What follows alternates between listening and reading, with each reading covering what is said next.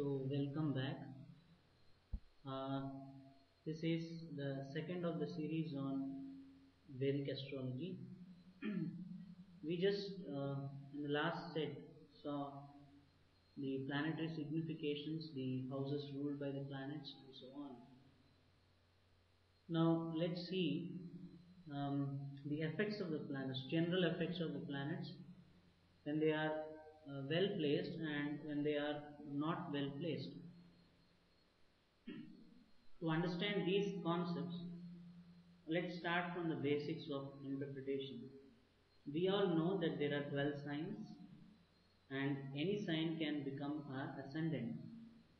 So, ascendant we have discussed before, it is the sign which rises in the east on a particular day, on a particular time, and the ascendant is generally along with sun if the birth take place during the sunrise time, and approximately each ascendant is 2 hours. So for an ascendant to change sign, it takes approximately 2 hours. Even though this is not accurate, each sign has a different amount of length. But still, for general predictions, it is taken as each sign ascendant stays for 2 hours, and there are 12 signs, so there are 24 hours. Now, any sign can become the ascendant, and the ascendant is taken as the first house. So we discussed before that each house has a particular kind of significations. So the first house we have discussed before, but still let us see this in brief. The first house is called the Tanubhava, and it represents the body of a person, and its natural significator is sun. And the things which it represents, the first house is body, overall results, health, childhood, self, head. And the first house is a trine and an angle. The first, fifth, and the ninth house is called a trine angle, so it's a trine. And angle, it is also an angle because it's the first, fourth, seventh, and tenth house. So first is the triangle and also an angle. So when we learn about Raja Yogas, we will understand that when a trine house is placed in an angles house, it creates a yoga. So head and body in general can be predicted with the first house. Even though there are numerous number of significations, but still these are the basic significations. So similarly, each house has certain significations, and it is being denoted by a specific name by our ancient Maharishis for the sake of prediction. This is Dhana Bhava. Dhana is simple to understand. It represents the wealth, and the natural significator or Karaka is Jupiter. And the things which can be seen from the second house is family, wealth, speech, and food. The second house is a Maraka. Now, why is it called a Maraka? Because the wealth what we accumulate, it takes away a lot of energy out of us because we have to run behind things, and that's why it's called a Maraka. And it also represents the face, mouth, the speech, and so on. The third house is called the Sahaja Bhava. Sahaja means casual. Uh, with whom do we remain casual or not much tensed? Normal own nature. It's with our siblings. So Mars is the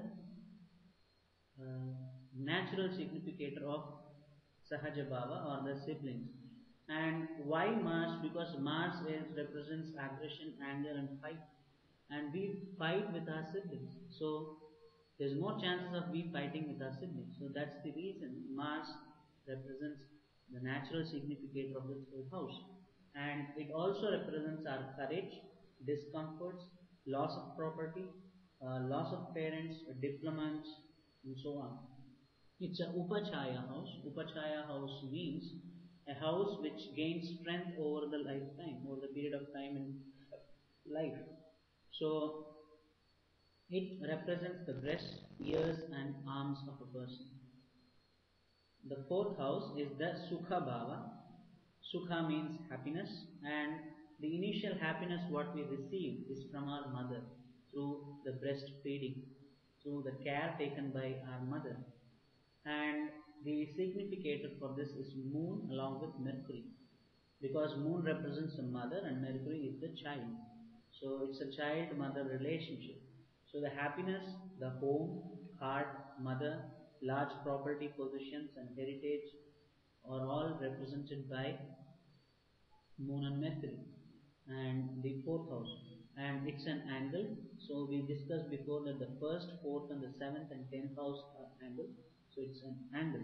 And the two body parts represented by the fourth house is the heart and the chest. So the fifth house is the Sutta Bhava. Sutta means children, and the natural significator for children is Jupiter, because Jupiter is Guru, and Guru likes his students, he likes his children, so he wants them to be on the righteous path. So the Karaka for children is Jupiter. Now, the fifth house also represents intelligence, creativity, speculation, entertainment, the family deity whom we pray, and the fortune, and so on. It's a train or a trikona, and it is one of the very important houses in the horoscope of a person.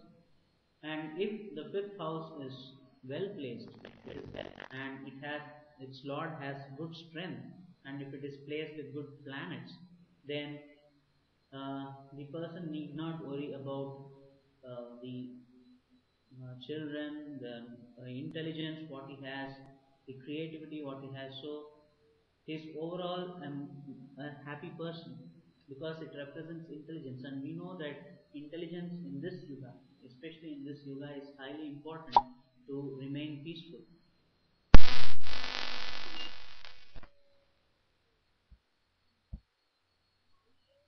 So after this we'll discuss the rest of the houses.